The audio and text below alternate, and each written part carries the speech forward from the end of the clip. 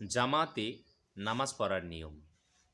পুরুষদের জন্য জামায়াতের সহিত নামাজ পড়া আপনার বলা হয়েছে যে ওয়াজিব। আপনার রাসূল সাল্লাল্লাহু আলাইহি সাল্লাম বলেছেন যে জামাতের সহিত নামাজ পড়া সুন্নতে মুআক্কাদা। কোনো ফকিহ বিদ্বান বলেছেন জামাতের সহিত নামাজ পড়া কি ওয়াজিব। তো অবশ্যই পুরুষদের জন্য জামাতে নামাজ পড়া হলো ওয়াজিব। তাদেরকে জামাতে নামাজ আদায় করতে হবে।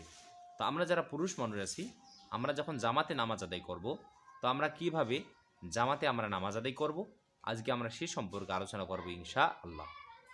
কেন জামাতে নামাজ পড়তে হয়? নামাজটা হলো মুসলমানরা যেন দৈনিক 5 বার তারা যেন একত্রিত যেন হতে পারে, তারা যেন একজন হতে পারে, এবং তাদের মধ্যে যেন একটা ঐক্য যেন তৈরি হয়। বারবার দেখা হওয়ার মাধ্যমে তাদের মধ্যে যেন একটা ঐক্য তৈরি হয়, আন্তরিকতা যেন তাদের মধ্যে একটা তৈরি হয়, তাদের মধ্যে মিলবন্ধন যেন একটা তৈরি হয়। এই কারণে আল্লাহ তাআলা মুসলমানদেরকে জামাতের সহিত নামাজ আদায় করা আল্লাহ তাআলা সুন্নতে মুআক্কাদা করে দিয়েছেন। আমাদেরকে কখনো জামাত ছাড়া আমাদের কখনো নামাজ আদায় করা যাবে না। রাসূল সাল্লাল্লাহু আলাইহি ওয়াসাল্লাম বলছেন, একাকী নামাজ আদায় করা 1 গুণ সওয়াব, আর জামাতের সহিত নামাজ আদায় করা 27 গুণ বেশি সওয়াব। সুবহানাল্লাহ। তাহলে আপনি একাকী 1 রাকাত 4 রাকাত পড়লে 4 রাকাতের সওয়াব পাবেন।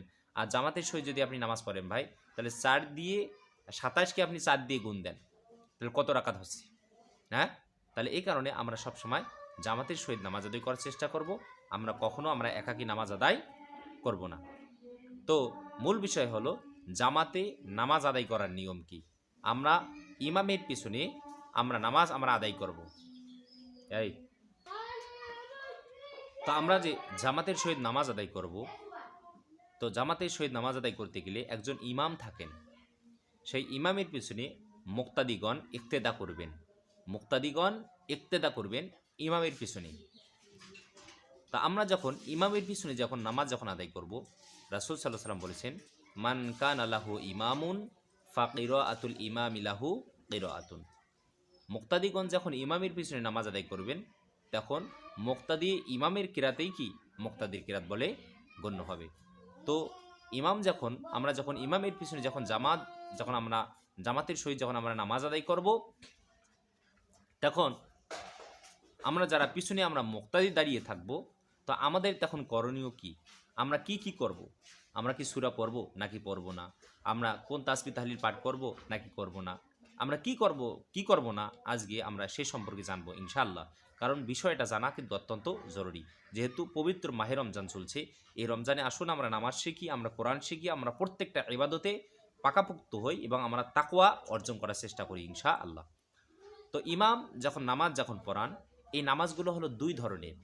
এক প্রকার নামাজ হলো যে নামাজগুলোতে সূরা কেরাত জোরে জোরে পাঠ করতে হয়। আর এক প্রকার নামাজ হলো যে নামাজে ইমাম সূরা কেরাত আস্তে আস্তে পাঠ করেন। 2 রকম করে। তো ইমাম জোরে জোরে সূরা কেরাত পাঠ করবেন, তখন মুক্তাদিদের জন্য করণীয় হলো তারা তখন চুপ করে শুনবে। ইমাম জোরে জোরে সূরা কেরাত পাঠ করবেন, যেমন আপনার মাগরিবের প্রথম 2 রাকাত, এরপরে এশার প্রথম 2 রাকাত, আপনার ফজরের 2 রাকাত, এই যে মোট 6 রাকাত নামাজ, এই 6 রাকাত নামাজে ইমাম জোরে জোরে সূরা কেরাত পাঠ করেন। এই 6 রাকাত নামাজে আমরা যারা মুক্তাদি থাকব, আমরা কখনো সূরা কেরাত পাঠ করব না। আমরা চুপ করে ওই ইমামের সূরা কেরাতটা কি করব? শ্রবণ করব। কারণ তখন ইমাম সূরা কেরাত পাঠ করেন। আল্লাহ তাআলা বলেছেন, ওয়া ইদা কুরিআল কুরআন ফাসতামিউ লাহু ওয়া আনসিতু লাআল্লাকুম তুরহামুন। যখন কোথাও কোরআন পাঠ করা হয়, তোমরা চুপ করে শ্রবণ করো, তাহলে তোমাদের উপরে আল্লাহ তাআলা কি করবেন? রহম করবেন। তাহলে ইমাম যখন জোরে জোরে সূরা কেরাত পাঠ করবেন, আমরা যারা মুক্তাদি থাকবো, আমরা কখনো সূরা কেরাত পাঠ করব না।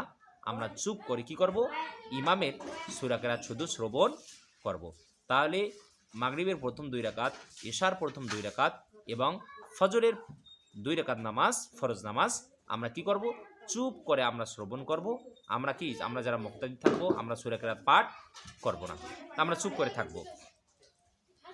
এরপরে আরেক প্রকার নামাজ, সেটি হলো জোহর, আসর, এরপরে হলো মাগরিবের শেষ রাকাত, এশার শেষ 2 রাকাত। এই যে 4 4 8, 8 2 10 আর 1 11, এই 11 রাকাত নামাজে ইমাম সূরা কেরাত আস্তে আস্তে পাঠ করেন। সেক্ষেত্রে আমরা যারা মুক্তাদি থাকবো, আমাদের জন্য করণীয় হলো, এখানে দুইটা পদ্ধতি রয়েছে। প্রথম নম্বর পদ্ধতি, ইমাম আবু হানিফা রহিমাহুল্লাহ আলাইহির মতে যে যারা ইমামের পিছনে যারা নামাজ আদায় করবে, ইমাম সূরা কেরাত আসতেই পড়ুক আর জোরেই পড়ুক, মুক্তাদিদের জন্য করণীয় হলো তারা কোনো সূরা কেরাত পাঠ করবে না, ইমামের কেরাতেই হলো মুক্তাদির কেরাত, তারা কি চুপ করে থাকবে। এরপরে অন্য অন্য ইমামগণের মতে যে ইমাম যখন সূরা কেরাত আস্তে আস্তে পাঠ করবেন, তখন মুক্তাদিদের জন্য করণীয় হলো তারা চুপ করে না থেকে তারাও কি করবে, সূরা কেরাত পাঠ করবে।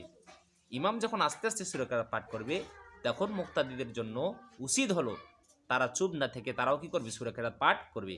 কারণ ওই সময় কি ইমামের সূরা কেরাত শ্রবণ করা যায় না বা শোনা যায় না। ইমামের সূরা কেরাত যদি শোনা যদি না যায়, আমরা যদি শুনতে যদি না পারি, তাহলে আমাদেরকে চুপ করে থাকা লাগে। এই চুপ করে আমরা যখন থাকব, তখন আমাদের মাথায় বিভিন্ন চিন্তা ভাবনা, বিভিন্ন খেয়াল, দুনিয়াবি চিন্তা, টেনশন, বিভিন্ন কিছু আমাদের মাথায় এসে বাসা বাঁধে। এই কারণে অধিকাংশ উলামায়ে কেরামের মতে ইমাম যখন সূরা কেরাত আস্তে আস্তে পাঠ করবেন, তখন পিছনে যারা মুক্তাদি থাকবে তাদের জন্য করণীয় হলো তারা চুপ না থেকে তারাও কি পড়বে, সূরা কেরাত পাঠ করবে। চুপ করে থাকার থেকে মুক্তাদিদের জন্য সূরা কেরাত পড়াই কি সব থেকে, সূরা কেরাত পড়াই হলো উত্তম। তবে মনে রাখতে হবে, মুক্তাদিগণ যদি ইমামের পিছনে কোনো সূরা কেরাত না পড়ে, তবু তাদের নামাজ হয়ে যাবে। ইমাম যখন সূরা কেরাত আস্তে আস্তে পড়ে, ওই সময় মুক্তাদিগণ যদি কোনো সূরা কেরাত নাও পড়ে, কোনো তাসবিহ তাহলিল তারা যদি পাঠ যদি না করে, তারপরেও তাদের নামাজ হয়ে যাবে। তবে যে নামাজে ইমাম আস্তে আস্তে সূরা কেরাত পাঠ করবে, ওই নামাজে মুক্তাদিদের জন্য চুপ থাকা থেকে তাদের জন্য সূরা কেরাত কি সবথেকে উত্তম, এবং এটাই কি সবথেকে উত্তম। কারণ ইমাম সূরা আসতে ওই সময় ইমামের সূরা কেরাত শ্রবণ করা যায় না, শোনা যায় না, তার কারণে আপনার দুনিয়াবি চেতনা, দুনিয়াবি খেয়াল আপনার আমার মাথায় আসে। এই কারণে চুপ থাকা থেকে মুক্তাদিদের জন্য উচিত হলো সূরা পাঠ করা। জামাতে ইমামের পিছনে নামাজ আদায় করব। তবে মনে রাখতে হবে, ইমামের পিছনে নামাজ আদায় করার ক্ষেত্রে আপনার যদি কোনো সুন্নত কাজ, ওয়াজিব কাজ তারপরেও ওই মুক্তাদির নামাজ হবে, তার নামাজ কি হয়। তবে ইমামের পিছনে নামাজ আদায় করতে গিয়ে কোনো মুক্তির ফরজ কাজ যদি ছুটে যায়, তাহলে সাথে সাথে ওই নামাজ নষ্ট হয়ে যাবে। এটা আমাদেরকে সবসময় মনে রাখতে হবে। জামাতের সহিত নামাজ আদায় করার নিয়মটা কি, এভাবে আমরা সুন্দর করে ইমামের পিছনে নামাজ আদায় করে নেব ইনশাআল্লাহ। তবে আমরা করা, প্রত্যেক উঠা বসায় আল্লাহু আকবার পাঠ করা, আপনার রুকু থেকে সোজা দাঁড়ানোর সময় পাঠ করা, প্রত্যেকটা তাসবিহ তাহলিল আমরা সঠিকভাবে আদায় করব ইনশাআল্লাহ।